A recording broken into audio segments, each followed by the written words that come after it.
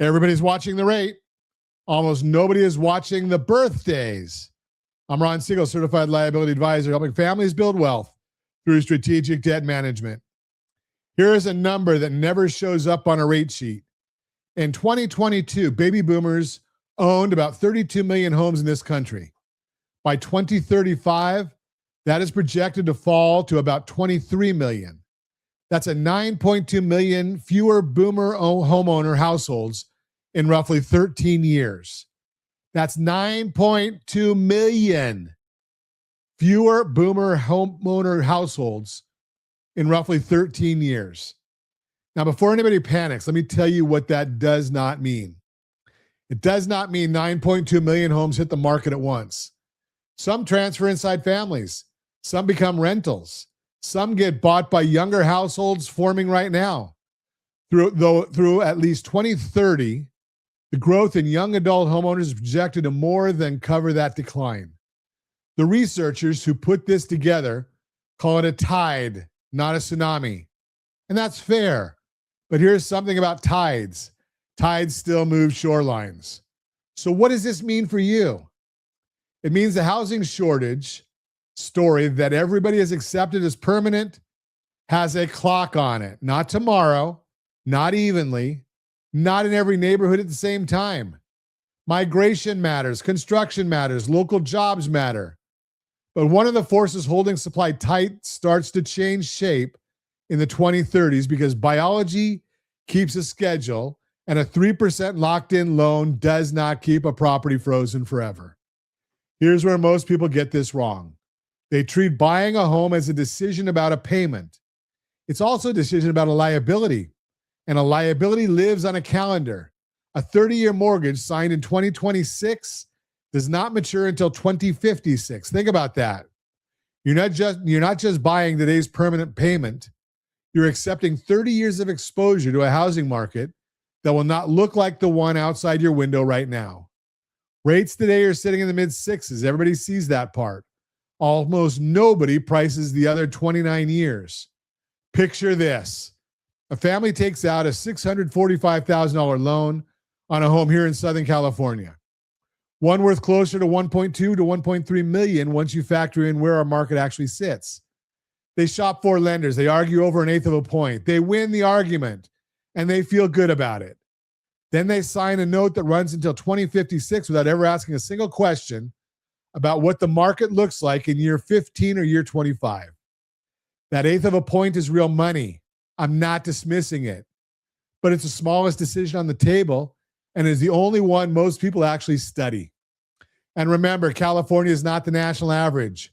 Our prices, our equity numbers tend to run about double what you see in the national headlines. So when a report says the typical homeowner is sitting on a certain amount of equity, double it before you picture your neighbor's house. That cuts both ways. Bigger equity means bigger opportunity, and it also means bigger position riding on one asset. Speaking of equity, here's something happening right now. Home equity lines are being used again. Balances have climbed for 16 straight quarters from about $317 billion in 2022 low to about $446 billion today. That's a 41% increase. Equity is becoming liquid again. That can be a very good thing when it is managed inside a plan. It becomes a problem when a family starts treating equity like income. So what does this mean for you? It means your equity is a tool, not a paycheck. Safety, liquidity, and return. That is the order I want you thinking in. Equity. You can reach what equity you can reach is worth more than equity you can only admire on a valuation report. And yes, we send you the valuation report every month. rsrlinks.com/myhome. rsrlinks.com/myhome. There's one more piece of this worth saying out loud. There's no national housing market. There are regional markets wearing the same coat. Since the middle of 2022, asking prices in the Northeast are up 12.6%. The Midwest is up 10%. The South is down about 3.5%. The West is down 7.3%. Same country, same headlines, four completely different outcomes. And remember, those are median prices. So that's telling you more about the mix of what's selling than the property on your street or your home. If you want the price of the property of your home, rsrlinks.com/myhome. That'll tell you your property, your address, what the equity is, what your valuation is. And oh, by the way, we're going to send you some discount programs for your neighborhood and things to do within a 10-mile radius. So when somebody tells you what the housing market is doing, the honest answer is, which one? Let me tie this together. Inventory is nationally is up slightly, but it's still running about 11.3% below where it sat before the pandemic. More supply is not the same thing as enough supply. New home supply climbed about 10.3 months while builder sales slowed. Builders may be the first place a changing supply story shows up. None of this is a prediction of a crash. I want to be very clear about that. This is not a reason to avoid owning a home. Owning is still the most reliable way most families in this country build real wealth. It is a reason to stop treating scarcity as permanent and to stop treating a rate as the whole decision. Strategy beats rate always. A rate is a snapshot. A mortgage is a timeline. The question I ask is not just what does this cost you at closing? It is what does this liability look like across time and a few different versions of the future, not just the one where everything keeps going the way it went last year. That is the difference between eligibility and suitability. Almost anybody can tell you what you're eligible for. That's a checklist. What you actually need is somebody asking whether the loan is suitable for your household over the next 30 years. That is the work. Most borrowers do not know to ask that question. A lot of lenders never think to raise it. That gap is exactly where a certified liability advisor lives. So here's your homework, and it's easier than it sounds. Start with what you can control. Know your household number. Know what comes in. Know what goes out. Know what you owe. Know what you own.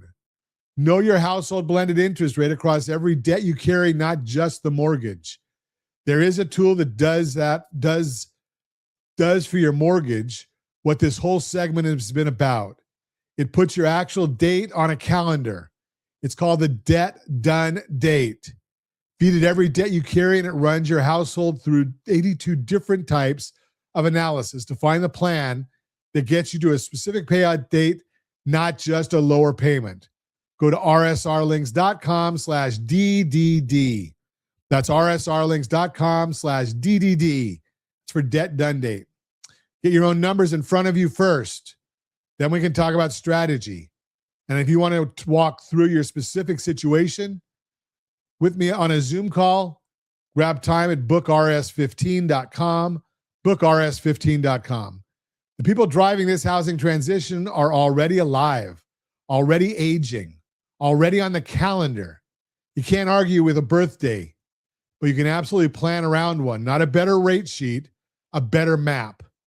I am Ron Siegel, certified liability advisor, helping families build wealth through strategic debt management. Thanks for listening to the Borrow Smart segment, brought to you by rsrwealthbuilder.com, rsrwealthbuilder.com.